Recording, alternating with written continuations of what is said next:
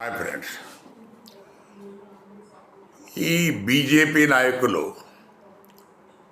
మనకు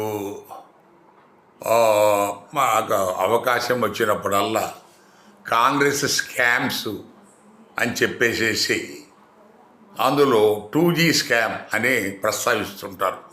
లక్షల కోట్ల రూపాయల నష్టం అని చెప్పేసి ఒక టెలికాం అధికారిగా. సో ఇది మనము సుప్రీంకోర్టు కొట్టేసిన తర్వాత కూడా ఉద్దేశపూర్వకంగా మళ్ళా ఆ 2G స్కామ్ను ప్రస్తావించటం అనేది అది చట్టవిరుద్ధం, అభ్యంతరకరం, మనకు అనైతికం.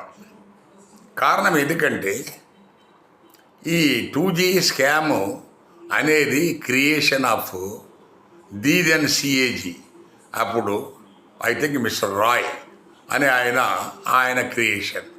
ఆయన ఇంత వచ్చి ఉండేది, మనకి ఇంత రావాల్సింది ఇంతే వచ్చింది, సో ఇంత నష్టం అనే ఆయన రిపోర్ట్లో రాయటాన్ని బట్టి మరి ఆ పంచాయతీ ఉంది. బట్ తర్వాత దానికి సంబంధించి అప్పటి మంత్రి రాజా, కజిమణి వీళ్ళంతా జైలు కూడా శిక్ష అనుభవించారు. ఫైనల్గా సుప్రీంకోర్టు అలాంటిది ఏం జరగలేదు, ఇట్ ఈజ్ ఓవర్ ఎస్టిమేషన్ అని చెప్పారు.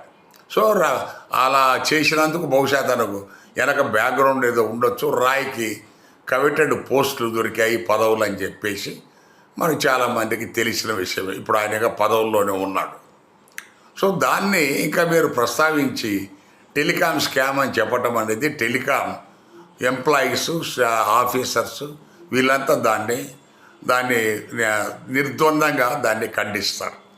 ఎందుకంటే అలాంటిది ఏం జరగలేదు. జరగని దాన్ని మీరు టెలికాం అని అంటే ఆ స్కామ్లో మరి అందువల్ల మేము స్పందించాల్సి వస్తుంది. సో దయచేసి ఇక మీద ఆ ప్రస్తావన తేకండి. Thank you.